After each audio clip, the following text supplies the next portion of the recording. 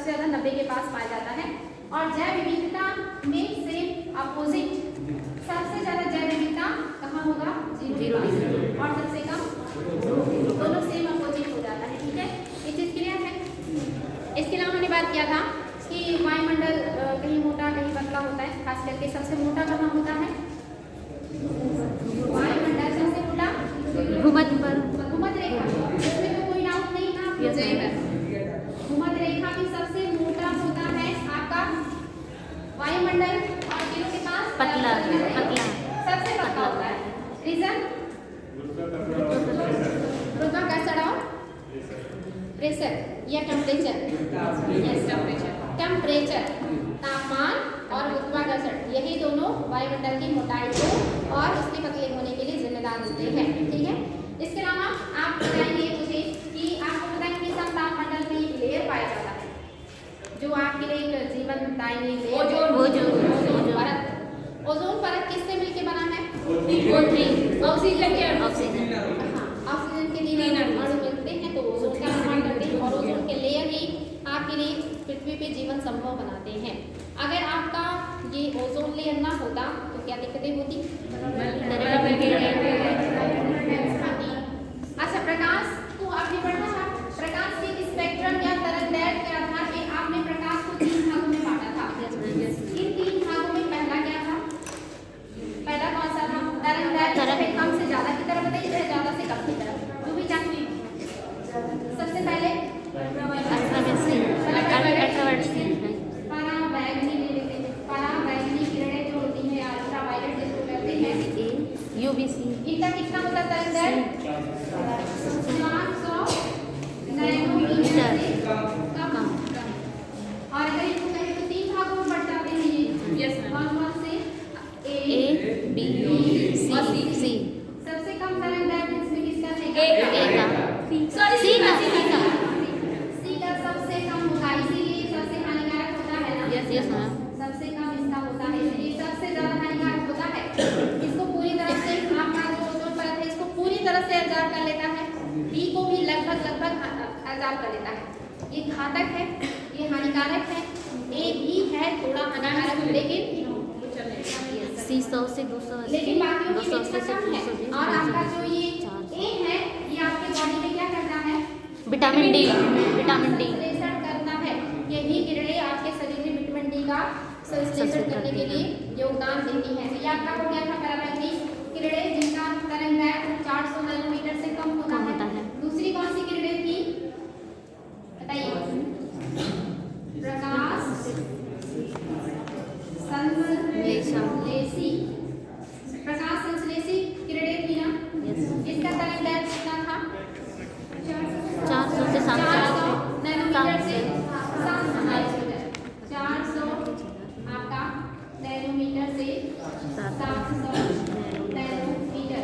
इसके बाद तीसरा कौन सा था? औरत 720, औरत विकिरण या किरणें थी। तो बताएंगे इनका तरंगदैर्घ्य कितना था? 740 से अधिक। 740 से अधिक, इससे अधिक होता है। इसमें से जो आपका ओजोन लेयर है, इन्हीं किरणों का क्या करता है? अवशोषण कर लेता है, क्योंकि जितना जिसका तरंगदैर्घ्य कम होता है आपकी बॉडी के लिए या धरती के जीवों के लिए उतना ज्यादा क्या होता है? हानिकारक होता है। यानी कि इन तीनों किरणों में अगर बात करेंगे तो सबसे ज्यादा हानिकारक आपका सी पराबैंगनी किरणें हैं। पराबैंगनी किरणों में सबसे हानिकारक सी, जिसका जितना कम तरंगदैर्घ्य वो उतना ही ज्यादा हानिकारक। और तरंगदैर्घ्य मतलब आप लोग जानते हैं, बता चुकी हूँ। तो ये आपकी सबसे हानिकारक है, और इन्हीं को आपका जो ओजोन लेयर है वो क्या करता है? एब्जॉर्ब कर लेता है। तो बताएंगे आपने हाल ही के वर्षों में सुना होगा कि ओजोन लेयर का क्षरण हो रहा है, ओजोन लेयर में होल हो रहा है, जो आपके लिए चिंता का विषय है। बाकी जगह ओजोन लेयर पतला हो रहा है, लेकिन कोई ऐसा महाद्वीप है जहाँ पे ओजोन में होल हो गया। कौन सा महाद्वीप है? जिसपे ओजोन में होल हो गया है। कितने महाद्वीप हैं? टोटल, हाँ कितने टोटल महाद्वीप हैं? 7। क्रम वाइज बता सकते हैं? Yes ma'am. बताइए। एशिया, अफ्रीका, उत्तरी अमेरिका, दक्षिणी अमेरिका, अंटार्कटिक, यूरोप और ऑस्ट्रेलिया। हाँ बिल्कुल।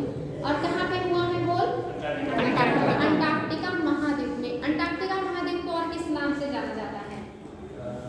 अंध महाद्वीप।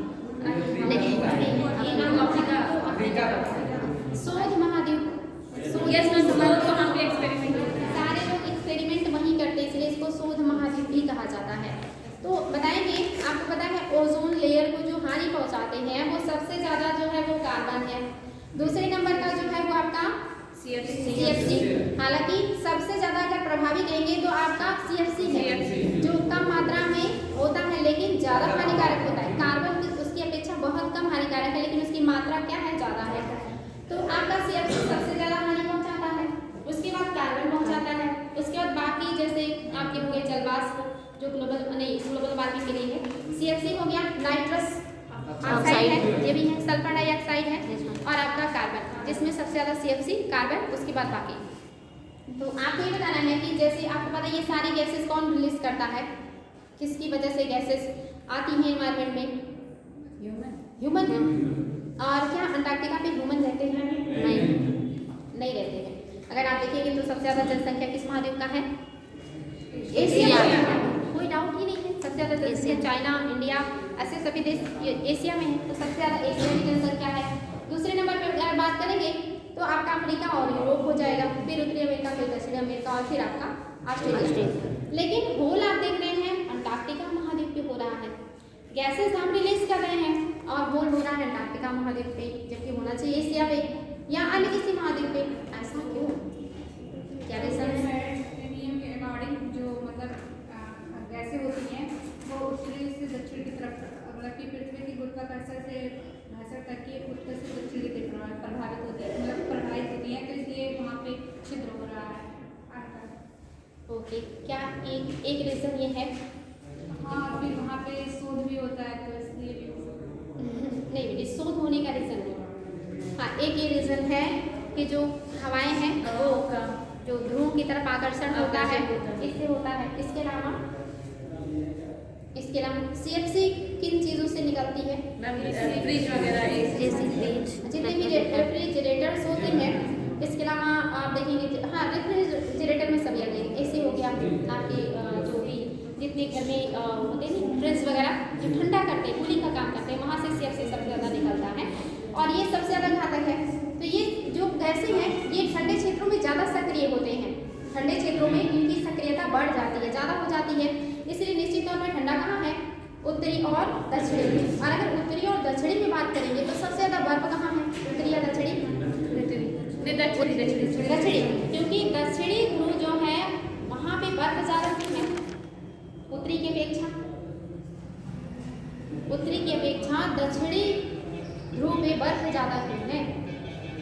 बर्फ ज़्यादा है, इसका मतलब ठंड भी ज़्यादा है, वहाँ पे जीव भी कम होंगे, वहाँ पे सक्रियता भी ज़्यादा होगा। क्योंकि दक्षिणी जो ध्रुव है ये महाद्वीप है और आपका उत्तरी जो द्वीप है ये महासागर है, आर्कटिक महासागर है, और वो अंटार्कटिका महाद्वीप है। यानी कि स्थल पे बर्फ की लेयर ज़्यादा मोटी बनेगी। जल में आपको पता है एक निश्चित गहराई के बाद जल का तापमान बराबर रहता है। अगर टेम्परेचर सामान्य रहेगा तो बर्फ बनने की कोई संभावना नहीं है, लेकिन स्थल एक निश्चित मोटाई पे क्या होता है, ठंडी को बहुत ज़्यादा एब्जॉर्ब कर लेता है और बहुत ज़्यादा ठंडा हो जाता है, लंबे समय तक ठंडा बना रहता है, जिसपे चादरें जो होती है बर्फ की वो ज़्यादा बनती हैं। इसीलिए आप देखेंगे दक्षिणी जो ध्रुव है यहाँ पे बर्फ के बड़े बड़े पहाड़ हैं, चट्टानें हैं, पूरी बहुत मोटा बर्फ का लेयर है आपके दक्षिणी ध्रुव पर, बिकॉज वो क्या है, एक महाद्वीप है, स्थल है वो। और आपका उत्तरी जो है ये महासागर है, आर्कटिक महासागर, जिसपे बर्फ का लेयर है, लेकिन उसके नीचे क्या है, वाटर है, पानी है, वो उतना मोटा नहीं है जितना कम है आपका दक्षिणी ध्रुव। इसलिए क्वेश्चन भी बनता है कि पृथ्वी की ओर से उत्तरी गोलार्ध ज्यादा मोटा है या दक्षिणी गोलार्ध ज्यादा मोटा है? पृथ्वी के कोण से ज्यादा पहले यहाँ पहुंचेंगे या यहाँ पहुंचेंगे, बताइए। उत्तरी में मोटाई पृथ्वी के कोण से उत्तरी ध्रुव की ज्यादा होगी या दक्षिणी ध्रुव की ज्यादा होगी, बताइए। दक्षिणी ध्रुव की ज्यादा होगी, क्योंकि आपको पता है जो क्रस्ट है इसकी मोटाई जो है वो महासागरों में 5 किलोमीटर है। महासागरों में क्रस्ट की मोटाई कितना है? 5 किलोमीटर। महासागरों के नीचे। और महाद्वीप में 35 किलोमीटर। बहुत अच्छे। महाद्वीपों में पहाड़ पर 70 किलोमीटर, 35 किलोमीटर कहाँ है? महाद्वीप पर है। महासागरों में 70, क्रस्ट की मोटाई बढ़ गई ना?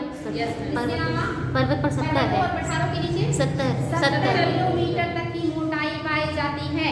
अब अगर दक्षिणी ध्रुव पर पर्वत है और क्रस्ट भी मोटा है, पर्वत भी है, तो किसका मोटा हो गया? दक्षिणी ध्रुव का हो गया। ये क्वेश्चन आया हुआ है, आईएएस का क्वेश्चन है कि कोर से किसकी मोटाई ज्यादा होगी? दक्षिणी ध्रुव की मोटाई ज्यादा होगी, बिकॉज वहाँ पे क्या है? महाद्वीप और महाद्वीप के ऊपर बर्फ की पहाड़ियाँ और पर्वत है, इसलिए वहाँ क्रस्ट का क्या हो गया? मोटाई बढ़ गया। 70 किलोमीटर तक हो जाती है पहाड़ियों के नीचे। एनसीईआरटी की स्टेटमेंट है सारी। ये क्वेश्चन आता है कि सागरों में क्रस्ट की मोटाई कितनी है, महाद्वीपों पर क्रस्ट की मोटाई कितनी है, पर्वतों और पहाड़ियों के नीचे क्रस्ट की मोटाई कितनी है। तो क्लियर हो गया ना?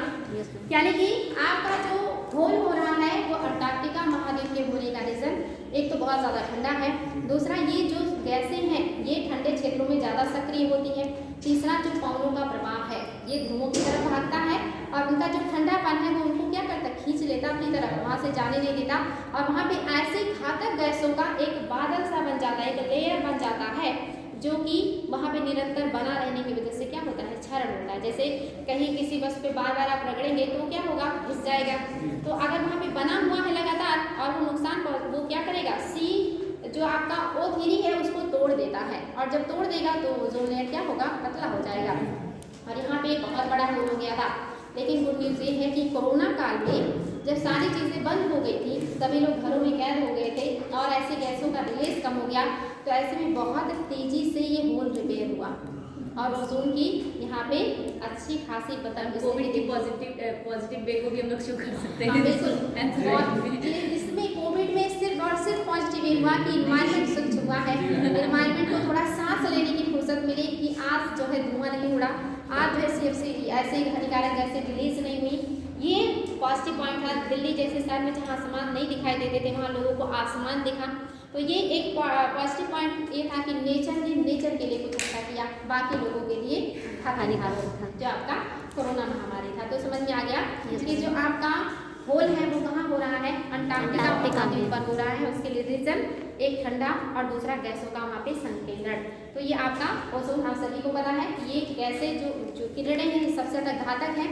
अगर ये आएंगी धरती पे तो स्किन कैंसर का रूप लेंगी और आपको पता है कैंसर में आपकी कोशिकाएं डैमेज होती हैं, कोशिकाओं से आपकी बॉडी बनी है और कोशिकाएं प्रोटीन से बनी होती हैं। अगर ये कोशिकाएं डैमेज होंगी, टूटेंगी, तो फिर आपका शरीर भी क्या होगा? समाप्त हो जाएगा। इसीलिए आप देखिए कैंसर पेशेंट जो होते हैं और जो आपके एड्स पेशेंट होते हैं इनका शरीर धीरे धीरे दुबला होता है, गलता चला जाता है, क्योंकि ये जो बीमारियां हैं ना ये कोशिकाओं को नष्ट करती हैं। दोनों एड्स में अच्छी कोशिकाओं को नष्ट करती हैं, जो एड्स के वायरस होते हैं वो कोशिकाओं में घुस जाते हैं और उनको धीरे धीरे करके समाप्त कर देते हैं और धीरे धीरे करके व्यक्ति का जो कोशिका है जब समाप्त होगा तो पतला होता चला जाएगा।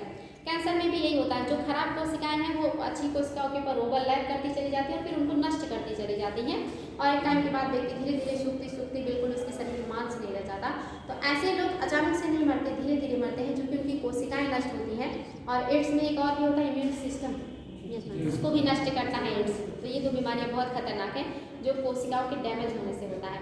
तो आपका ये जो है पैराबैंगनी किरणें ये कैंसर उत्पन्न करेगी और आपको पता है किसी भी तरह का कैंसर हो, आज दुनिया में सबसे घातक बीमारी हो गया है कैंसर, जो कि एड्स का तो तब भी है कि ये जो चीज़ों की वजह से संपर्क बढ़ने से बढ़ता है उस पर रोक लगा दीजिए तो ये रुक जाएगा, लेकिन कैंसर का तो कुछ पता ही नहीं, वो कभी किसी को कहीं भी हो जाता है। और आजकल सबसे ज़्यादा तेज़ी से बढ़ने वाली जो बीमारी है वो कैंसर है, जो एक लाइलाज बीमारी होगी। अगर वो फर्स्ट स्टेज क्रॉस कर गया तो उसके पास जिसके पास बहुत पैसे हैं, जो व्यक्ति को पैसे में तौल सकता है वही बचा सकता है, अन्यथा फिर बचाना नामुमकिन है। तो सोचिए अगर ये किरणें धरती पे आती तो लगभग जितने भी जीवधारी है सभी को क्या होता है? एक स्किन कैंसर होता। पेड़ पौधे भी नहीं बचते क्योंकि वो भी जीवधारी हैं, उनकी पत्तियों में उनकी छाल पे होता समस्या है। तो बहुत ही घातक किरणें हैं जिनको आपका ओजोन लेयर बचाता है, जिसको हम क्या कर रहे हैं? सिर्फ और सिर्फ नष्ट करने का काम कर रहे हैं, उसको बढ़ा नहीं रहे हैं बल्कि दिन प्रतिदिन उसको घटाने का काम कर रहे हैं। जबकि आपको पता है कि अगर ओजोन लेयर समाप्त हो गया तो आप इस धरती पे नहीं रह सकते, लेकिन फिर भी हम उसके बारे में नहीं सोचते हैं। हमें पता है अगर पेड़ पौधे दुनिया में ना रहे तो एक भी दिन जीवन संभव नहीं है, लेकिन फिर भी हम पेड़ पौधे नहीं लगाते हैं। ऐसे बाकी चीज़ों का भी रोल है, उनके बिना जीवन हमारा संभव ही नहीं है, लेकिन फिर भी हम हम बिल्कुल ही नहीं सोचते, सिर्फ अपने चीज़ों की पूर्ति करने के लिए लगे रहते हैं। तो ये क्लियर हुआ, इन्वायरमेंट इसीलिए ज़्यादा इम्पोर्टेंट है क्योंकि ये मानव जीवन को सीधे सीधे इफेक्टिव करता है। और खास करके वर्तमान में जिस तरह की गतिविधियाँ हो रही हैं, हानिकारक गतिविधियाँ, ये क्या कर रही हैं, बहुत ज़्यादा समस्याएं क्रिएट कर रही है। इसीलिए इन्वायरमेंट जो टॉपिक है ये बहुत ज़्यादा इंपॉर्टेंट होते जा रहा है, प्री मेंस दोनों के लिए। तो इन्वायरमेंट आपका इंटरेस्टिंग भी है, इंपॉर्टेंट भी है और इसको समझने और फील करने की ज़रूरत भी है। तो ये सारी चीज़ें हमने पढ़ा था। अगर पीछे जो पढ़ा हुआ है इसमें से कोई चीज़ आपको ना समझ में आया हो तो क्वेश्चन कर सकते हैं बेझिझक, अगर कोई भी टॉपिक नहीं समझ में आया तो। अन्यथा फिर हम लोग आगे बढ़ते हैं और इसी के साथ एक और क्वेश्चन आपका बताइएगा कि जो आपका ये वर्षावन है, यहाँ जो होता है उष्णकटिबंधीय वर्षावन जो होता है जिसकी सबसे ज़्यादा जैव विविधता है, जहाँ पे सबसे ज़्यादा जैव विविधता पाया जाता है, अगर इन पेड़ पौधों को काट दिया जाए तो ये उतनी तेजी से ग्रो नहीं करती, ये उतनी तेजी से ग्रो नहीं करेंगे जितना तेजी से जो पर्णपाती वन पाए जाते हैं, उष्णकटिबंधीय पर्णपाती जो वन है ये बहुत तेजी से ग्रो करते हैं, बहुत तेजी से बढ़ते हैं। लेकिन जीरो के पास अगर है जो पौधे या जो वर्षा बने कहीं पे भी जो जहाँ 200 सेंटीमीटर से प्लस वर्षा होता है, अगर इस क्षेत्र के पेड़ पौधों को आप काट देते हैं तो तेजी से डेवलप नहीं करेंगे। क्या रीजन है मैम? क्योंकि ये जो पर्णपाती वन है ये कम पानी में भी सर्वाइव कर लेंगे, डेवलप हो जाएंगे, लेकिन उसके लिए बहुत ज़्यादा ही वर्षा चाहिए होगी। ये रीजन नहीं है। आईएएस का आया हुआ क्वेश्चन है, आईएएस में क्वेश्चन आया क्या बेटी? प्रकाश। देखिए प्रकाश तो आपके जीरो के पास हमेशा वर्ष पर्यंत रहता है, क्योंकि रात दिन वहाँ हमेशा बराबर होता है, चाहे सूर्य कहीं भी जाए जीरो पे हमेशा प्रकाश बराबर पड़ता है।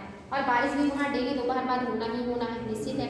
तो प्रकाश और गर्मी की तो वहाँ बिल्कुल कमी नहीं है और वर्षा की भी कमी मैम मिट्टियों का अपर्दन हो जाएगा, मिट्टियों का अपर्दन हो यस जाएगा मैम, क्योंकि बारिश होती रहेगी तो अगर पेड़ पौधे कट जाएंगे तो फिर जो पकड़ है, पेड़ पकड़ बनाए हैं मिट्टियों के साथ, वो अपर्दित हो जाएगा।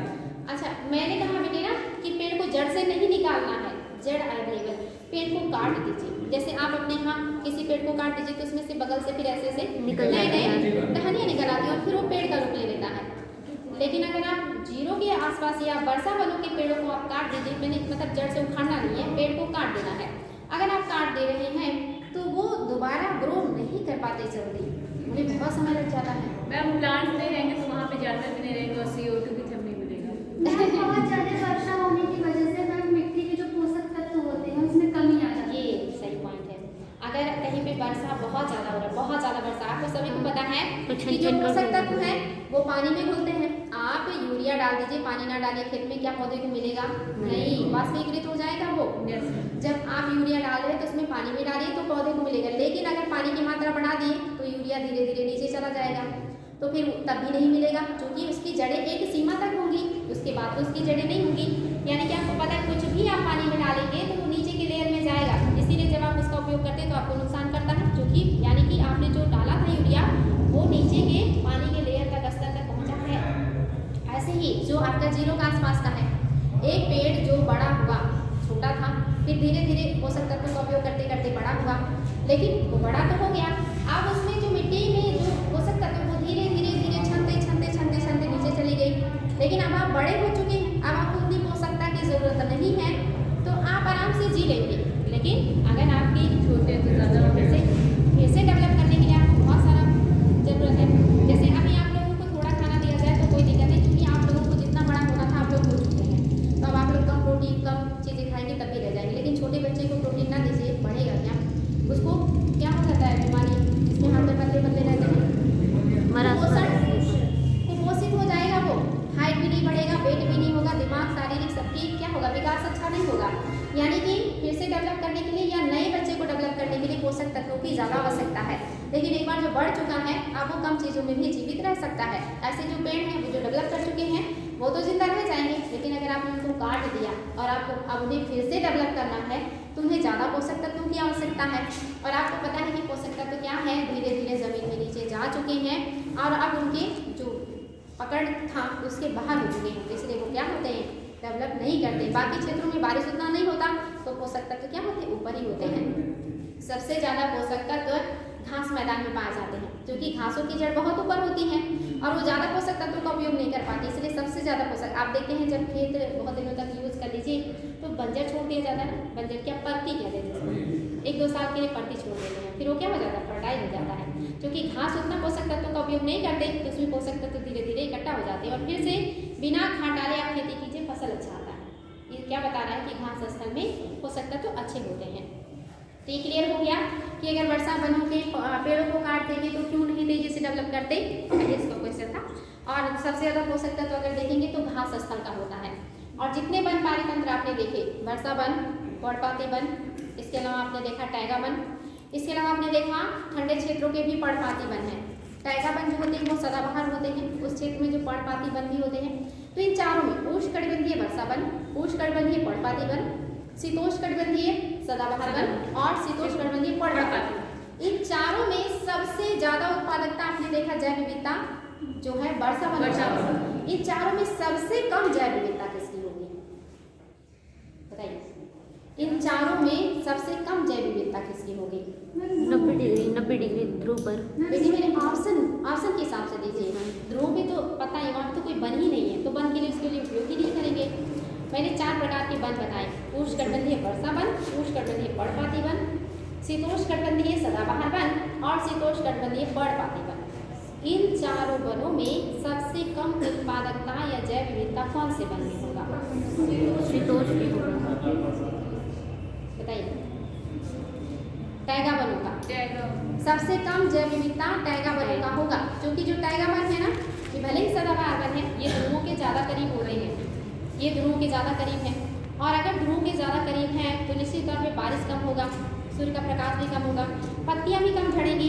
तो जब मिट्टी में उत्पादकता की कमी होगी तो जैव विविधता कहाँ से होगा? जैव विविधता होने के लिए वर्षा और टेम्परेचर सबसे ज़्यादा जरूरी चीज़ है, जो कि वहाँ पे धीरे धीरे क्या इन चारों की अपेक्षा सबसे कम हो गया ना, इन चारों की अपेक्षा सबसे कम हो गया, क्योंकि वो ज़्यादा धीरे धीरे क्या ठंडा वाले क्षेत्र में जा रहे हैं। आपको पता है ना टैगा वन कहाँ होते हैं, जहाँ बहुत ज़्यादा ठंडा होता है, वो बिल्कुल ऐसे आकार के होते हैं, ऊपर बिल्कुल पतला होता है और नीचे बिल्कुल जैसे क्रिसमस ट्री जिसको कहते हैं ना, इस तरह के टैगा वन होते हैं, जो कि सदाबहार वन होते हैं। लेकिन ये बर्फ इनके ऊपर ना टिके इसलिए इतना स्वरूप इस तरह का कर लेते हैं, इनकी उत्पादकता सबसे कम होती है।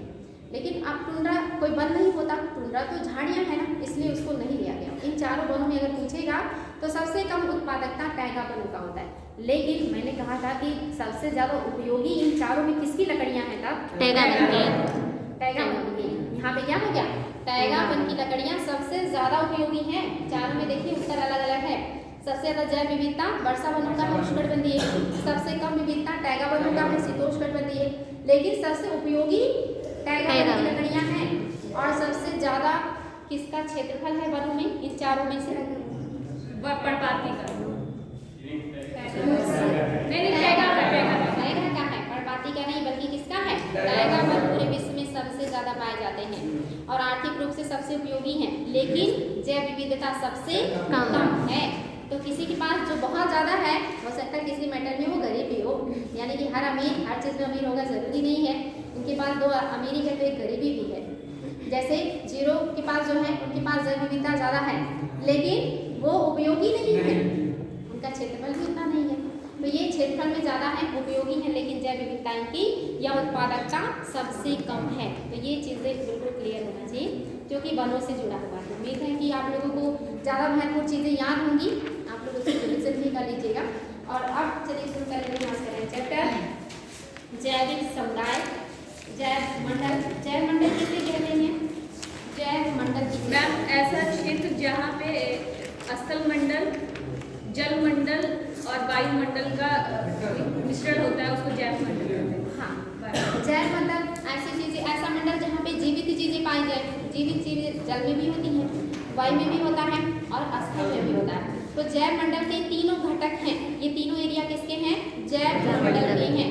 जल, आपका स्थल और वायु, ये तीनों मंडल मिला करके बनता है आपका जैव मंडल। और जैव मंडल में आपको पता है कि जीव भी होते हैं और पादप भी होते हैं, ठीक है। नेक्स्ट है आपका जैविक समुदाय। जैविक समुदाय किसे कहते हैं? जैविक समुदाय बिल्कुल क्वेश्चन नहीं, आंसर है जैविक समुदाय, जीवों का समूह। हाँ, ऐसा समुदाय जिसमें विभिन्न प्रजातियों के जीव एक साथ रहते हों। विभिन्न प्रजातियों के जीवों का समुदाय ही क्या कहलाता है? जैविक समुदाय कहलाता है। उसमें प्रजातियों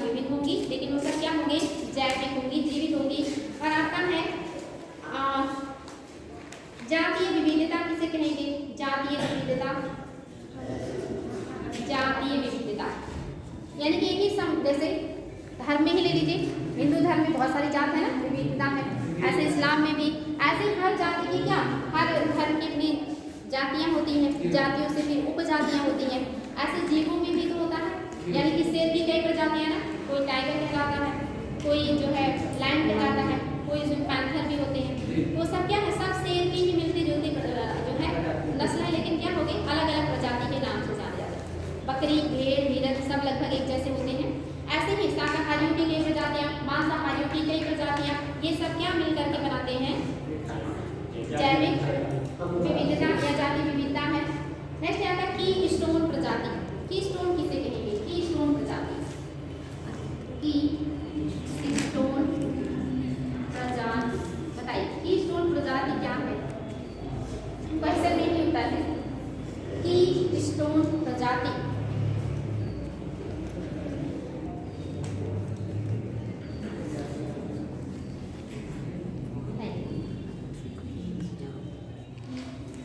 यानी कि प्रजातियों का जो की होगा, यानी कि एक ऐसा प्रजाति जो उस जैविक समुदाय में सबसे ज्यादा महत्वपूर्ण होगा, वो क्या होगा, की स्टोन प्रजाति होगा। जैसे अगर आप ले लें जंगल को, तो जंगल में की स्टोन कौन है, शेर है, की स्टोन प्रजाति शेर है। अगर आप शेर को मार दे, शेर को खत्म कर दे तो क्या होगा, तो उस जंगल में क्या समस्या होगा, की अधिकता हो जाएगी और फिर घास वगैरह खा लेंगे सब। हाँ, यानी कि अगर शेर नहीं रहा तो वहाँ का पारितंत्र समाप्त हो जाएगा। रीजन ये है कि शेर शाकाहारियों को खाता है, शाकाहारी घास को खाते हैं और घास को और भी बहुत सारे कीड़े मकोड़े खाते हैं। यानी कि अगर शेर मार दिया गया तो शाकाहारियों की संख्या इतनी ज़्यादा बढ़ जाएगी कि वो सारा घास खा जाएंगे, और अगर सारे जंगल की घास फूस खा लेंगे तो कीड़े क्या खाएंगे, फिर बाकी जीव जंतु क्या खाएंगे, बहुत सारे जीवों का वो आवास समाप्त कर देंगे, बहुत सारे जीवों का भोजन समाप्त कर देंगे, और फिर वहाँ का पारितंत्र कुछ दिन में समाप्त हो जाएगा। अगर घास नहीं रहेगा तो शाकाहारी भी नहीं रहेंगे वहाँ पे, क्योंकि जहाँ घास होगा वहीं शाकाहारी होंगे, और अगर शाकाहारी नहीं रहेंगे तो मांसाहारी भी नहीं रहेंगे, उन घासों में रहने वाले छोटे छोटे जीव भी नहीं रहेंगे। तो यानी कि कहीं ना कहीं अगर घास स्थल है और उसको आपने समाप्त कर दिया तो वहाँ से कीट भी खत्म हो जाएंगे, सांप भी खत्म हो जाएंगे, मेढक भी खत्म हो जाएंगे, तितलियाँ भी खत्म हो जाएंगी, ऐसे बहुत सारे जीव जिनका नाम भी आप नहीं जानते होंगे जो वहाँ रहते हैं, वो सभी क्या होंगे, समाप्त होंगे। इसीलिए शेर जंगल का क्या है, की स्टोन प्रजाति है, राजा तो है ही लेकिन वो क्या है, की स्टोन प्रजाति जो पूरे पारिस्थितिकी तंत्र को मेंटेन करने का काम करता है, उसकी वजह से वहाँ का पारिस्थितिकी तंत्र मेंटेन है। अगर वो समाप्त हो गया तो पारिस्थितिकी तंत्र क्या हो जाएगा, समाप्त हो जाएगा। तो क्या हो गया, की स्टोन प्रजाति हो गया वो। दूसरा है फाउंडेशन प्रजाति। फाउंडेशन प्रजाति, फाउंडेशन प्रजाति किसे कहेंगे, फाउंडेशन मतलब क्या होता है, कहते हैं इन्होंने फाउंडेशन तैयार किया है, यानी कि आधार तैयार किया है। जो आधार दे आपको, वो आधार वह होता है, उसी को फाउंडेशन कहते हैं। आप बताइए कौन सी प्रजाति है जो किसी को आधार दे सकता है, और आधार कैसा जीव होगा, या तो आवास देगा या भोजन देगा या दोनों देगा। प्लांट्स, प्लांट्स, प्लांट्स में तो बहुत सारे प्लांट्स हैं,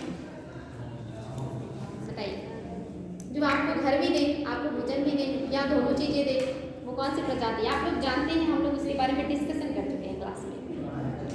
अगर समुद्र की बात करें तो वो आवास किसको कहते हैं, तो खाली भोजन देते हैं, ऑक्सीजन देते हैं, आवास किसको कहते हैं। आप लोग पढ़ चुके हैं, आप लोग को पता है, अभी मैं कहूँगी तो आप लोग को याद किया जाएगा। प्रवाल वित्ती पढ़े हैं, बोरन, नाम नहीं याद आ रहा है, प्रवाल वित्ती पढ़े हैं, प्रवाल वित्ती, यस मैम, याद आया, yes ma'am, coral, yes ma'am. वो लोग क्या करते हैं, आवास देते हैं, भोजन भी देते हैं, क्योंकि उनके ऊपर होते हैं जो प्लैंक्टन्स, यस मैम, जो बहुत सारे जीवों का आहार है, और वो जिस तरह का उनका स्ट्रक्चर होता है, पड़ने के बाद जो पहाड़ियाँ बनती हैं और उसमें जो होल बनता है, वो छोटे छोटे जीवों का आवास भी होता है, इसीलिए तो उसको समुद्र का वर्षा वन कहते हैं। सबसे ज़्यादा विश्व में अगर कहीं जैव विविधता पाई जाती है तो वो कहाँ पाई जाती है,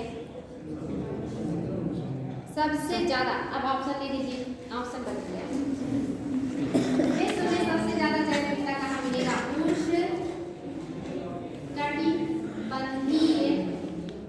वर्षा वन, दूसरा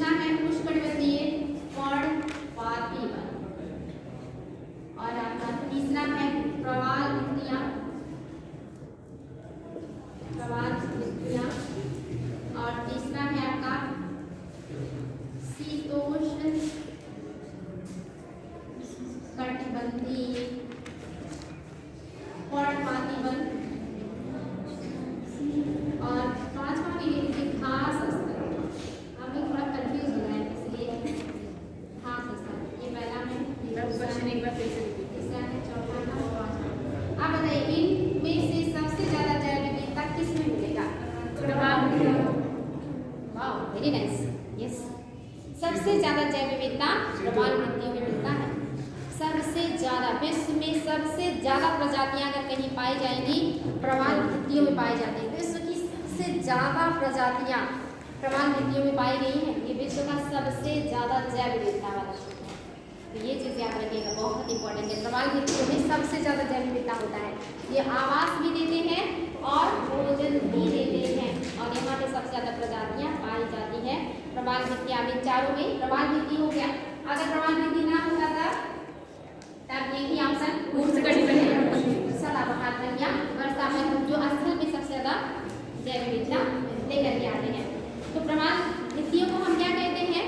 फाउंडेशन प्रजाति, जो आपको आधार दे, जो आपका फाउंडेशन तैयार करे। समुद्री क्षेत्र में कौन है?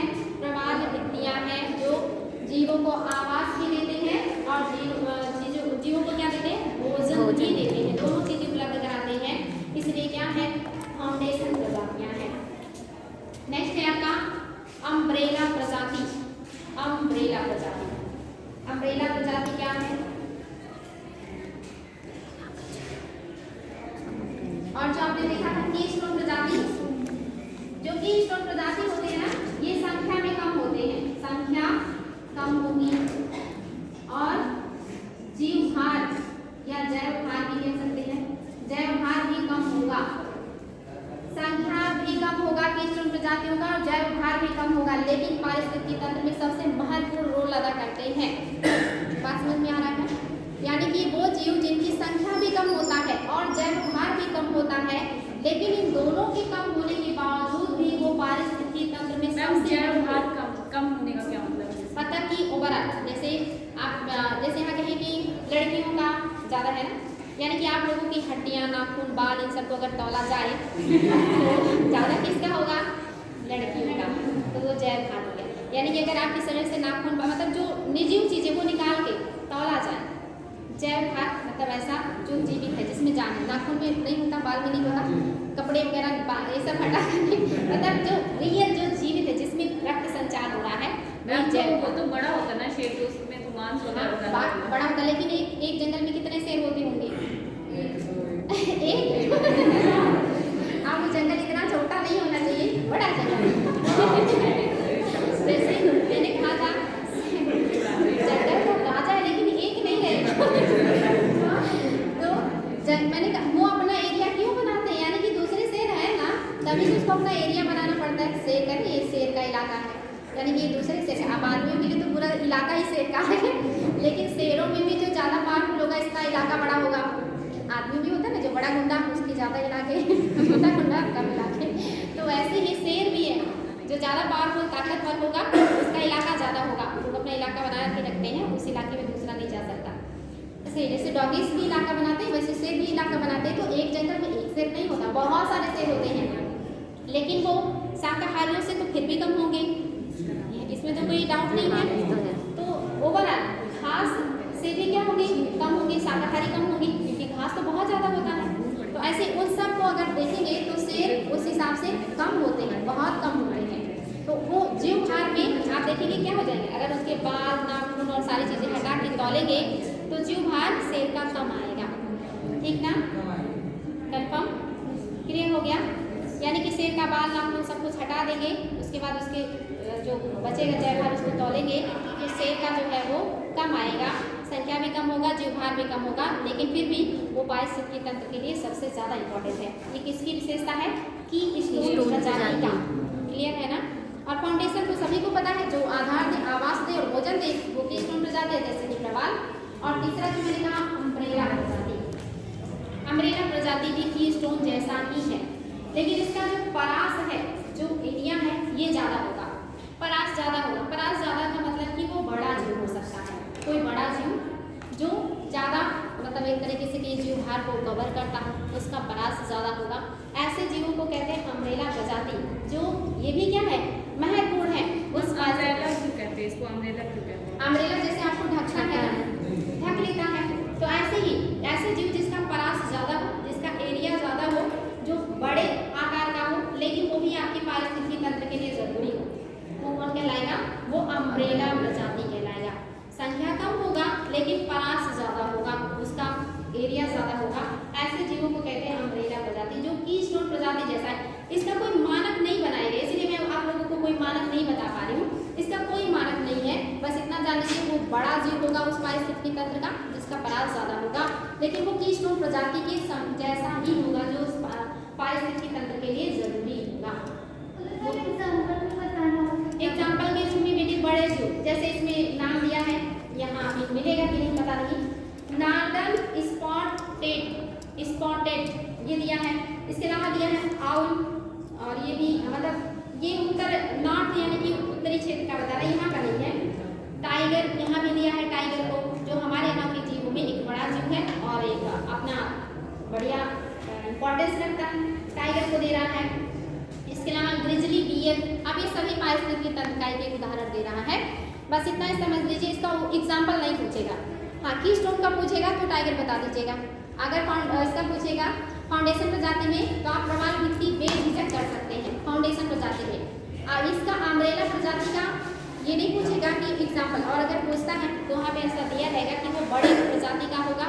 टाइगर भी कर सकते हैं, इसमें भी टाइगर को दिया है उदाहरण के रूप में, ठीक है। तो टाइगर जैसा कीस्टोन के समतुल्य ही है, इसको एग्जाम में अभी तक पूछा नहीं है क्योंकि इसका कोई एग्जैक्ट मानक नहीं दिया गया है, बस ये दिया है कि वो बड़ा जीव होगा पारिस्थितिकी तंत्र का, उसका परास ज़्यादा होगा, ठीक ना। नेक्स्ट है संकेतक प्रजाति। संकेतक प्रजाति, संकेतक प्रजाति क्या है? इंडिकेटर बताएं। संकेतक प्रजाति यानी कि अगर पारिस्थितिकी तंत्र में कोई भी डिस्टर्बेंस होता है, कोई समस्या होती है, तो सबसे पहले जो प्रभावित होगा उसी को संकेतक प्रजाति। बात समझ में आ गया? जैसे हर किसी की कैपेसिटी जैसी नहीं होती ना, हर सभी कुछ बर्दाश्त करने का एक कैपेसिटी किसी का ज़्यादा होता है, किसी का कम। जैसे अभी बाहर कुछ हो तो कोई होगा बहुत जल्दी बाहर देखेगा, कोई होगा थोड़ी देर बाद देखेगा, और कुछ लोग होंगे कि पता ही नहीं चलेगा कि बाहर कुछ हुआ भी।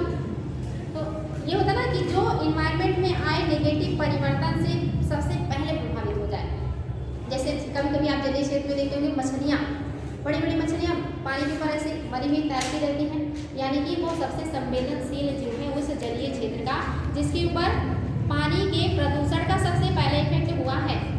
ऐसे ही अगर हवा में प्रदूषण हो रहा है तो उससे अगर कोई पौधा कोई जीव प्रभावित हो रहा है, इसका मतलब वो संकेतक प्रजाति है। अगर स्थल पे कोई जीव है और आपने चाहे जल में, मिट्टी में, वायु में किसी तरह का प्रदूषण किया और उससे उसके ऊपर निगेटिव, जैसे आपने देखा जो होते हैं गिद्ध बहुत तेजी से विलुप्त हुए, इसका रीजन कुछ रहा होगा, इसको पता किया गया तो पता चला कि नहीं, उनका जो किडनी है वो ऐसे हम देते हैं पेन किलर्स या जो ड्रग्स देते हैं उनके लिए क्या है, हानिकारक है। तो जो हमारे द्वारा या किसी के द्वारा इन्वायरमेंट में आए परिवर्तन की वजह से जो प्रजाति सबसे पहले इफेक्टिव हो जाए वो क्या प्रजाति है? संकेतक प्रजाति है। जैसे आपके जो टावर्स होते हैं मोबाइल्स के, उससे चिड़िया वगैरह, गौरैया सबसे ज़्यादा प्रभावित होती है, जो कि एक फैमिलियर पक्षी है, आप लोगों के घरों में रहा करती थी, लेकिन अभी गौरैया दिखाई नहीं देती। यानी ये कहीं ना कहीं वो सबसे पहले या सबसे ज़्यादा इफेक्टिव हुई, क्या हो गई? वो सांकेतिक प्रजाति हो गई।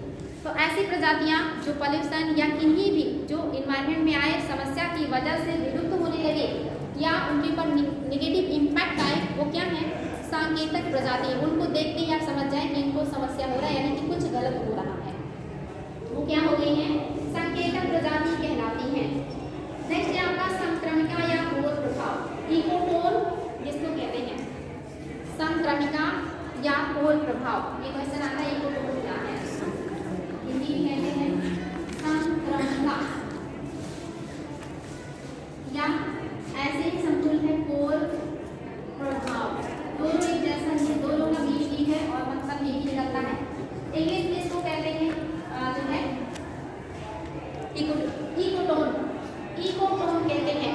संक्रमिका को कहते हैं इकोटोन। संक्रमिका देखिए शब्द से पता चल रहा है ना, संक्रमण वाला इलाका, किसे कहते हैं? इकोटोन या संक्रमिका। बहुत ज़्यादा क्वेश्चन पूछा जाता है, इकोटोन क्या है, किसे कहते हैं इकोटोन, बताइए। सिंपल सी बातें हैं लेकिन बहुत इम्पोर्टेंट है। इकोटोन, इकोटोन क्या है? इकोटोन और घोर प्रभाव, इसका मतलब अपने से विपरीत इन्वायरमेंट में, अपने से विपरीत जो है माहौल में पहुँचते हैं तब। जैसे अभी आप लोगों को सर्दी हो रहा है, रीज़न कि मौसम बदलना, जब ठंडी से गर्मी शुरू होता है तब भी तबीयत खराब होता है, जब गर्मी से ठंडी शुरू होता है तब भी बारिश आता है तब भी, यानी कि वहाँ पे बदलाव होता है, संक्रमित होता है, दो मौसम का संक्रमण होता है, ठंड से गर्म में प्रवेश कर रहे होते हैं तो दिक्कत होती है। ऐसे ही संक्रमिका मतलब होता है जहाँ पे दो भिन्न पारिस्थितिकी तंत्र का मिलन हो, घास स्थल हो, जंगल हो, कहीं जंगल खत्म होगा तो वहाँ से घास स्थल शुरू हो जाएगा, या कहीं घास स्थल समाप्त होगा तो वहाँ से मरुस्थल शुरू हो जाएगा। यानी कि हम हर जगह पारिस्थितिकी तंत्र एक जैसा नहीं होता, हर जगह जंगल नहीं होगा, हर जगह घास स्थल नहीं होगा, हर जगह रेगिस्तान भी नहीं होता, लेकिन कहीं एक जो खत्म होता होगा तो दूसरा शुरू होता होगा। जैसे इन्वायरमेंट में आपने देखा था वायुमंडल में क्षोभ मंडल खत्म होता है तो समताप मंडल, तो वहाँ पे कौन सी सीमा हो जाती है? क्षोभ सीमा, दोनों का संक्रमण वाला इलाका। धरती में कोर खत्म होता है, मेंटल शुरू होता है, बीच में मोह असंबद्धता, दोनों में असमानता आ गई। ऐसे ही स्थल में पारिस्थितिकी तंत्र में अगर कहीं घास स्थल है, वो जंगल से, मरुस्थल से, किसी भी दूसरे प्रकार की पारिस्थितिकी तंत्र से जब मिलता है तो जहाँ पे मिलेगा दोनों की क्वालिटी हो जाएगी ना।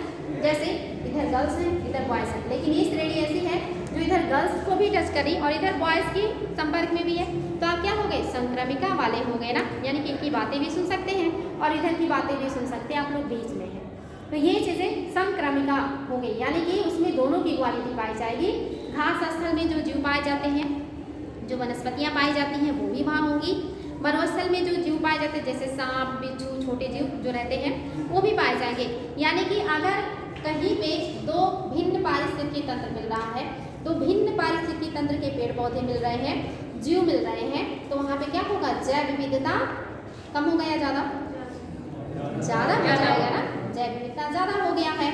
और अगर कहीं पे भिन्न भिन्न पारिस्थितिकी तंत्र के प्रजातियाँ जीव जंतु पाए जा रहे हैं तो उनके बीच टेंशन भी होगा, डिस्टर्बेंस भी होगा, क्योंकि अगर इधर बॉयज़ कुछ बात कर रहे हैं तब भी आप लोग डिस्टर्ब होंगे, इधर से गर्ल्स कुछ बात कर रहे हैं तब भी आप लोग डिस्टर्ब होंगे।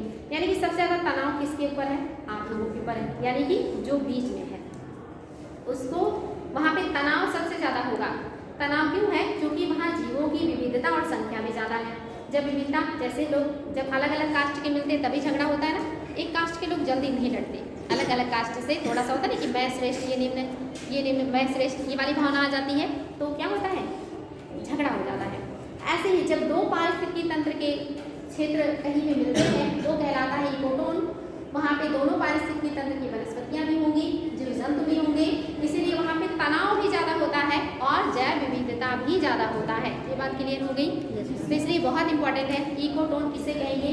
ऐसे सीधे नहीं आएगा कि दो पारिस्थितिकी तंत्र का मिलन बिंदु, छोटे एग्जाम में आएगा दो पारिस्थितिकी तंत्र का मिलन बिंदु इकोटोन कहलाता है। आइए इसमें पूछेगा कि वहाँ पे तनाव होगा, हाँ बिल्कुल तनाव होगा, दो पारिस्थितिकी तंत्र मिल रहा तनाव होगा। दूसरा जैव विविधता अधिक होगा, अगर सही करना है तो कहेगा अधिक होगा, नहीं तो कहेगा वहाँ पे जैव विविधता कम पाया जाएगा। तो अगर क्लियर है तो आप समझ जाएंगे कि नहीं, जैव विविधता भी ज़्यादा होगा, तनाव भी ज़्यादा होगा और वहाँ पे घनत्व भी ज़्यादा होगा, जीव और वनस्पतियाँ दोनों का इफेक्ट भी ज़्यादा होगा। तो आपको क्लियर है तो फिर IAS का बने या वनडे एग्जाम्स का आपको समस्या नहीं होगा। लेकिन अगर आपने सिर्फ ये रट रखा है कि जहाँ दो भिन्न परिस्थिति मिलेगी वो इकोटोन है तो उसके बाद आपको कुछ भी नहीं आएगा और फिर आप IAS जैसे एग्जाम को क्रैक नहीं कर सकते। तो ये क्लियर हो गया? ऐसे ही कोर प्रभाव भी है, सेम ऐसे ही जैसे समुद्र जहाँ ज्वार नद मतलब जानते हैं नदियाँ दो चीज़ बनाती हैं, एक डेल्टा और एक ज्वार नद। आपको पता है जब समुद्र के पास पहुँचते पहुँचते नदी का ढाल कम हो जाता है, समुद्र से बहुत आसानी से मिल जाती हैं तो नदियाँ वहाँ पे बनाती हैं डेल्टा। लेकिन अगर समुद्र के पास पहुँचने के बाद जो ढाल है वो बहुत ज़्यादा है, यानी कि समुद्र जो है ये लेवल है और उसके पास पहाड़ी पर्वत है और पहाड़ी पर्वत से नदियाँ गिर रही हैं, तो ढाल कहाँ है? ज़्यादा है। अगर ढाल ज़्यादा है तो नदियों का अवसाद जब ऊंचाई से गिरेगा तो नीचे आपको पता है कि पावर, अगर नीचे गिरा तो फिर वो बह जाएगा और अगर वो बह गया तो वहाँ पे डेल्टा नहीं बनेगा। लेकिन अगर नदियाँ जाते जाते समतल होते होते धीरे धीरे उनका जो बहाव है वो कम हो गया और वो समुद्र के लेवल के बराबर हो गई। नदियाँ अपने लिए लेवल बनाती हैं, जब तक वो समुद्र के तल को प्राप्त नहीं कर लेती तब तक कटान करती हैं। ये चीज़ याद रखिएगा, नदियाँ तब तक कटान करती हैं जब तक वो समुद्र का लेवल नहीं पा लेती। जब वो लेवल पा लेती हैं तब वो कटान करना बंद कर देती हैं, क्योंकि उनको वो लेवल पाना होता है। जब लेवल मिलेगा तभी वो समुद्र में मिलेगी। अगर वो ऊंचाई पे हैं तब भी समस्या है, और अगर वो नीचे हैं तब तो वो फिर कैसे समुद्र में नहीं मिल सकती। तो इसीलिए अगर वो ऊंचाई पे है वो तब तक कटान करेगी जब तक वो समुद्र के लेवल के बराबर नहीं होगा, जब तक उनके तल की बराबरी को पा नहीं लेती। लेकिन अगर एक पर्वत या पठार है तो वो तल पाना उनके लिए असंभव हो जाता है। जैसे उदाहरण होगा नर्मदा और ताप्ती, भ्रंश घाटी से बहती है नदियाँ, यानी कि पर्वत और पठारों से होकर बहने वाली नदियाँ हैं। अब अगर पर्वत और पठारों से बहेंगी तो इतना आसान थोड़ी है कि समुद्र का लेवल पा लें। समुद्र का लेवल उन्हें नहीं मिल पाता, और जब वो समुद्र के किनारे पहुँचती हैं तो पर्वत पठार से ऊंचाई से गिरती हैं, और ऊंचाई से गिरने की वजह से वो क्या बनाती हैं, एस्चुरी, या हिंदी में कहते हैं ज्वार नदमुख। और जब ज्वार नदमुख, आप ज्वार भाटा जानते हैं ना, ज्वार उठना भाटा गिरना, और ज्वार नदमुख जो ऊंचाई से ज्वार गिरे, नदी का वो मुख जो ऊंचाई से गिरे वो क्या हो गया, ज्वार नदमुख। नदी का वो मुख जो ऊंचाई से गिरेगा वो ज्वार नदमुख कहलाएगा, ठीक। और जहाँ पे नदियाँ समुद्र के लेवल को पा लेती हैं और अपने धारा को स्लो कर देती हैं, क्योंकि उनका टारगेट होता है समुद्र तक पहुँचना। ये उनका टारगेट है कि हमें समुद्र तक पहुँचना है, और उस तक पहुँचने के लिए अगर उनका लेवल ऊपर है तो वो कटान करती हैं और उस लेवल को प्राप्त करने का कोशिश करती हैं, और समुद्र तक अगर वो लेवल प्राप्त कर लेगी तो क्या बनाएंगी, डेल्टा। लेकिन अगर लेवल नहीं मिला तो एस्चुरी या ज्वार बनाएगी। तो जहाँ पे ज्वार नदमुख यानी कि नदियों का मुख मिलता है ऊंचाई से और समुद्र मिलता है, वो कहलाता है कोर प्रभाव, वो कहलाता है कोर प्रभाव। देखिए यहाँ पे भी दो चीज़ें मिल रही है, एक नदी का मीठा पानी है, एक समुद्र का खारा पानी है, दोनों का यहाँ पे क्या हो रहा है, मिलन हो रहा है।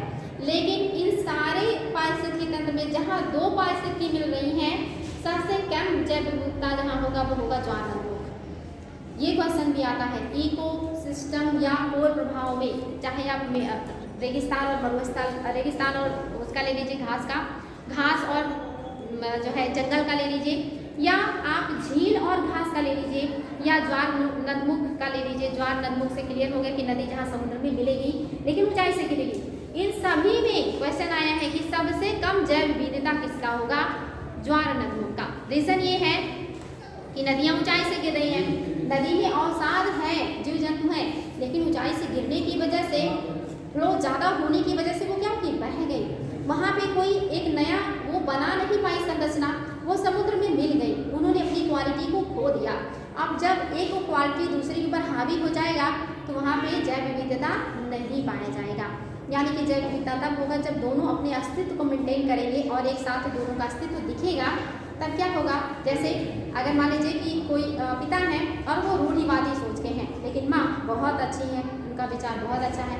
अगर बच्चे में सिर्फ पिता की सोच हावी हुई तो फिर वो उतना अच्छा व्यक्ति नहीं बन पाएगा, लेकिन अगर उसके अंदर पिता की थोड़ी सी रूढ़िवादिता, माता की थोड़ी सी शालीनता, दोनों का मिक्सअप हो गया तो वो बच्चा क्या होगा, ज़्यादा अच्छा होगा, वो ज़्यादा बुद्धिमान होगा, वो ज़्यादा सामंजस्यशील होगा। जैसे बाबर को कहते हैं ना लोग, मंगोल और चंगेज दो खानदान, दो महान ब्लडों का संचय था, तो एक मतलब वो काफ़ी बेहतरीन शासक माने गए। हालांकि ज़्यादा समय नहीं मिला, लेकिन 4 महत्वपूर्ण युद्ध लड़े और चारों जीता अपनी बुद्धिमानी के बल पे, वो भी दूसरे देश में। तो ये है, अगर एक प्रभावी हो गया तो एक की क्वालिटी तो विलुप्त हो गई ना, तो जैव विविधता क्या हो गया, घट गया। तो इन सभी में सबसे कम जैव विविधता किसका होगा, ज्वार नदमुख का होगा। और अगर बात करेंगे सबसे ज़्यादा, तो जहाँ घास स्थल और वन मिलेगा, वन और घास स्थल जहाँ मिलेंगे वहाँ का जैव विविधता सबसे ज़्यादा होगा। क्लियर है?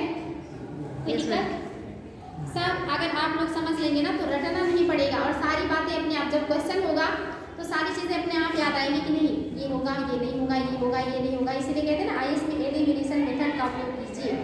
आपने अगर कॉन्सेप्ट क्लियर है, बहुत आसानी से एलिमिनेट करके उत्तर को प्राप्त कर लेंगे कि ये तो होगा ही नहीं, हाँ ये हो सकता है, ये तो डेफिनेटली होगा।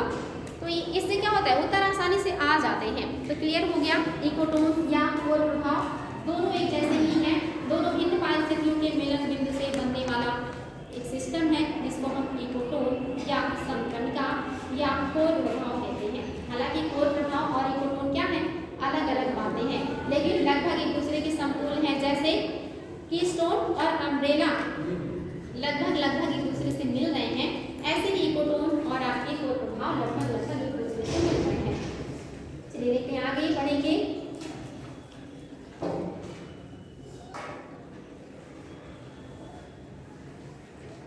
देखिए कोर प्रभाव में उदाहरण ले लीजिए क्या क्या है। संक्रमिका में देखिए क्या क्या होगा, जो मैंने बताया वही सब है, ध्यान से सुन लीजिए।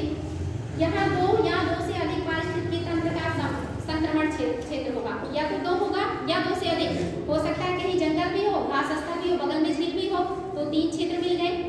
दो होगा या दो से अधिक होगा, एक से नहीं होगा, ठीक है। 2 या 2 से अधिक वो क्या होगा, इकोटोन होगा। इसके अलावा एक पूर्ण विकसित इकोटोन में कुछ ऐसे जीव पाए जाते हैं जो आसन्न समुदाय में पूरी तरह नहीं होते। यानी कि अगर कहीं पे बहुत ही विकसित इकोटोन है तो वहाँ पे आपको कुछ ऐसी प्रजातियां मिलेंगी जो ना तो जंगल में मिलेंगी और ना ही घास स्थल में। मान लीजिए 2 संक्रमण वाला इलाका मिला, एक जंगल और एक घास स्थल, वहाँ भी कुछ आपकी ऐसी प्रजातियां मिल जाएंगी जो ना तो घास स्थल में होंगी और ना ही वहाँ पे होगी आपके जंगल में। ऐसे क्योंकि आपको पता है किसी भी प्रजाति को डेवलप करने के लिए एक पर्यावरण चाहिए, एक अनुकूल दशा चाहिए, जो हो सकता है उसको घास स्थल में भी ना मिल रहा हो या हो सकता है उसको जंगल में भी ना मिल रहा हो। लेकिन उन दोनों के संक्रमण से जो एक पारिस्थितिकी तंत्र डेवलप किया, हो सकता है वहाँ पे नई प्रजातियों के डेवलपमेंट के लिए क्या हो जाए, एक परिस्थिति बन जाए। तो वहाँ पे आपको कुछ ऐसी आसन्न प्रजातियाँ मिल सकती हैं जो उसके आसपास के दोनों इकोसिस्टम में नहीं होगी। ये बात भी क्लियर रखिएगा, क्योंकि किसी भी जीव के पनपने के लिए आपको पता है एनवायरमेंट वहाँ का माहौल ही डेवलप करता है। जैसे मैंने कहा था कि सर में जू कब आते हैं, जब सर की सफाई नहीं होती। अगर सफाई हो तो जू कभी नहीं आएंगे। ऐसे ही जब जहाँ पे घास और जंगल मिलेंगे वहाँ पे हो सकता है कि उन दोनों से भी अलग कोई डिफरेंट प्रजाति डेवलप कर जाए जो उसे उन दोनों में नहीं मिला था। बात क्लियर है ना, बहुत इंपॉर्टेंट है। नेक्स्ट है संक्रमिका बहुत छोटे क्षेत्र जैसे चारागाह और जंगल के बीच में होते हैं, में भी हो सकते हैं और बहुत बड़े में भी। यानी कि संक्रमिका छोटा भी हो सकता है और बड़ा भी हो सकता है। वहाँ पे दोनों की विविधता पाई जाएगी। छोटा घास स्थल और झील भी हो सकता है, बड़ा घास स्थल, बड़ा जंगल भी हो सकता है। यानी कि संक्रमिका या इकोटोन छोटा भी हो सकता है और बड़ा भी हो सकता है। ऐसा नहीं कि इकोटोन छोटा ही होगा या इकोटोन बड़ा ही होगा, ऐसा नहीं है। वो छोटा भी हो सकता है और बड़ा भी हो सकता है। इसके अलावा आप देखेंगे कोर प्रभाव। कोर प्रभाव नदी तट के किनारे और घास का मैदान भी हो सकता है, या जहाँ पे पर्वत और घाटी मिलती है। आपको पता है एक पर्वत होता है जो ऊंचा होता है, एक घाटी होता है जो नीचा होता है। लेकिन ऐसा कोई प्लेस होगा जहाँ पे पर्वत और घाटी मिलते होंगे, वो क्या होगा, कोर है।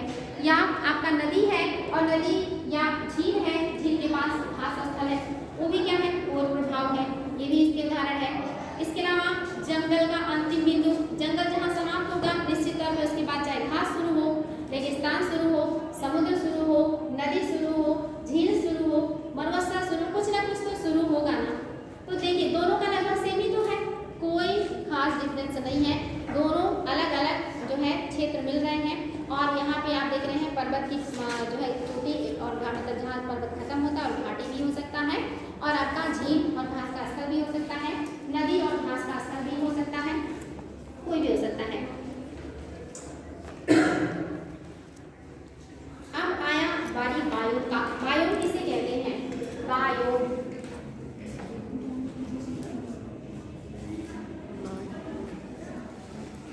बायोम मतलब होता है, ये भी आपका है जैविक चीजों से बना हुआ है। और जैविक में आपको पता है जीव और पादप दोनों होते हैं। आपकी धरती पे कितने तरह के बायोम, महत्वपूर्ण बायोम पाए जाते हैं, बताइए। आपकी धरती पे लगभग कितने प्रकार के बायोम पाए जाते हैं, जहाँ पे जीव होंगे, यानी कि वहाँ पे पादप भी होगा और वहाँ पे जीव भी होगा। वनस्पति और पादप मतलब जो जीव है दोनों होंगे। ऐसे कितने बायोम के बारे में आप जानते हैं, बताइए। एक तो आपको पता है कि सदाबहार वनों का होता है, वहाँ पे भी जीव और वनस्पतियाँ होंगी। दूसरा मरुस्थल भी तो होता है, मरुस्थल में भी क्या होती है, जीव और वनस्पतियाँ होती हैं। तो बायोम में लिख लीजिए क्या क्या है, फिर हम उसको समझा रहे हैं उसकी विशेषता। पहला कर लीजिएगा मरुस्थल, मरुस्थल बायोम, मरुस्थल बायोम जिसको डेजर्ट कहते हैं। दूसरा है टुंड्रा बायोम जो कि ध्रुव में पाया जाता है, टुंड्रा मरुस्थल बायोम, टुंड्रा बायोम। घास स्थल बायोम, घास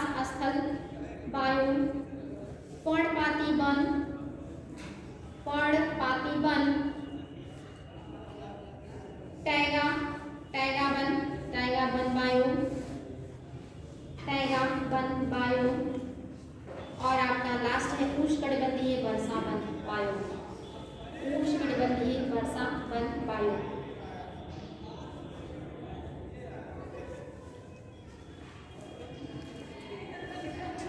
देखिए, आप सभी को पता है उष्णकटिबंधीय जो वर्षा वन वायु है ये कहाँ है, ज्यादातर जीरो के आसपास, बाकी क्षेत्रों में। तो आपका ये तो पता ही है आपको कि उष्णकटिबंधीय होता है वन। एक तो वायु ये हो गया, दूसरा आपको ये भी पता है कि पर्णपाती होता है, पर्णपाती। अब ये ठंडे का भी हो सकता है और गर्मी का भी हो सकता है, पर्णपाती वायु हो गया। तीसरा आपको पता है टैगा, जिसके बारे में हमने बात किया था, टैगा वन वायु। और मुंह में क्या होता है, टुंड्रा, टुंड्रा वन वायु। चार तो आपको पता ही है, एक हो गया घास जो कि पांचवा है घास, और आपका छठा क्या हो गया, वायुस्थल। ये आपके टोटल कितने हो गए, 6 वायु हो गए। इसकी विशेषता तो आप लोगों को बिल्कुल रट गई है। यहाँ के जो पेड़ होंगे वो लंबे होंगे, काफी सख्त होंगे, काट देने से जल्दी डेवलप नहीं करेंगे, आकार इनका काफी लंबा और मोटा होता है, और ये सबसे ज्यादा जैव विविधता वाले होते हैं। ये तो बिल्कुल क्लियर है, जो भी यहाँ के बड़े आकार के होते हैं, और सबसे ज्यादा जीवों की संख्या या विविधता इन्हीं वायु में पाया जाता है। दूसरा आपका पर्णपाती वन, पर्णपाती वनों की भी लकड़ियाँ कठोर होती हैं और ये समय के हिसाब से अपनी पत्तियों को झाड़ देते हैं। ये आपके यहाँ की विशेषता है, आप सभी को पता है, आप जिस क्षेत्र में है ये कैसा है, पर्णपाती वनों का वायु है। इसके अलावा आपने देखा टैगा भी हमने आपको बताया कि टैगा जो है ये सदाबहार वन है, शीतोष्णकटिबंधीय सदाबहार वनों को टैगा कहा जाता है, जो महाद्वीपों के उत्तरी क्षेत्र या ऊपर के क्षेत्र में होते हैं, जहाँ से ठंडक ज्यादा पड़ने लगता है। यहाँ पे जैव विविधता बाकियों की अपेक्षा बहुत कम पाया जाता है, लेकिन ये लकड़ियाँ आपके लिए काफी यूजफुल होती हैं और इनका क्षेत्रफल भी विश्व में सबसे ज्यादा है। इसके बाद आता है आपका टुंड्रा वायु। टुंड्रा वायु में आप सभी को पता है झाड़ियाँ होती हैं, कांटे युक्त जिनकी पत्तियाँ होती हैं। ये बहुत छोटे आकार के होते हैं, ज्यादा सघन भी नहीं होते हैं, और इनकी संख्या भी कम होती है, जो ध्रुवीय या बर्फीले क्षेत्र में पाए जाते हैं। ये आपके कहलाते हैं टुंड्रा वन, और यहाँ पे भी सबसे कम जीव प्रजातियां पाई जाती हैं, सबसे कम जैव विविधता पाया जाता है यहाँ पे। इसके अलावा घास स्थल, हमने इसके बारे में भी बात किया। आपको पता है 2 तरह के घास पाए जाते हैं ना विश्व में कटिबंध के आधार पे, कौन कौन से, उष्णकटिबंधीय घास स्थल और शीतोष्णकटिबंधीय घास स्थल। उष्णकटिबंधीय घास स्थल में कौन कौन से घास स्थल के बारे में आपको पता है, उष्णकटिबंध में कौन कौन से घास है, विश्व में कितने घास का नाम आप जानते हैं जो उष्णकटिबंधीय घास है और जो एग्जाम में क्वेश्चन होता है, पंपास है, अर्जेंटीना, पंपास। क्या पंपास उष्णकटिबंधीय घास है, बताइए। शीतोष्ण है वो। चलिए जितने घास के नाम आप लोग जानते हैं नाम बता दीजिए। पेरी, प्रेयरी हो गया, पंपास, पंपास हो गया, और अर्जेंटीना और बताइए बस नहीं, स्टेपी, स्टेपी, ठीक है स्टेपी। और डाउन्स का नाम सुना है? यस, ऑस्ट्रेलिया का है वो भी। और बेल्ट का नाम सुना है? दक्षिण Africa. Yes ma'am. Prairie, pampas, steppe, downs और बेल्ट, ये कौन से घास हैं? शीतोष्णकटिबंधीय घास है, शीतोष्णकटिबंधीय घास है। ये कहाँ मिलता है? अमेरिका, उत्तरी अमेरिका, उत्तरी नॉर्थ अमेरिका में पंपास, अर्जेंटीना, साउथ अमेरिका के अर्जेंटीना में मिलता है, ठीक है। और इसके बाद स्टेपी उत्तरी अमेरिका, अफ्रीका है, अफ्रीका यूरोप और एशिया। यस मैम, यूरोप और एशिया, यूरेशिया। कहाँ मिलता है? यूरेशिया। यूरोप और एशिया को मिला के जो एरिया बनता है वो होता है यूरेशिया। यूरेशिया में मिलता है डाउन, ऑस्ट्रेलिया में मिलता है, और साउथ अफ्रीका जो कि अफ्रीका महाद्वीप का सबसे दक्षिणी कंट्री है। ये सारे घास कैसे हैं? शीतोष्णकटिबंधीय घास हैं। आप बताएंगे और कौन से घास का नाम जानते हैं जो उष्णकटिबंधीय होते हैं? उष्णकटिबंधीय घास के नाम ये पूछे जाते हैं। सवाना घास, सवाना, सवाना कहाँ मिलता है? Savanna, savanna. आप यहाँ सवाना घास का कोई उदाहरण बता सकते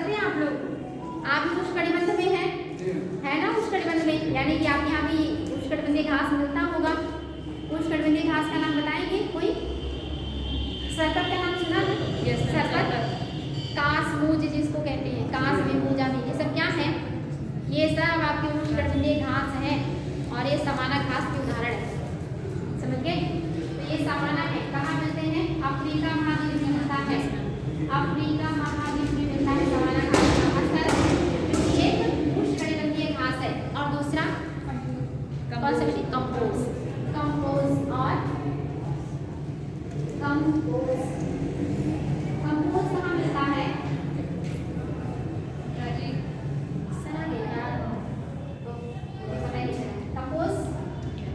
ब्राजील में कहाँ?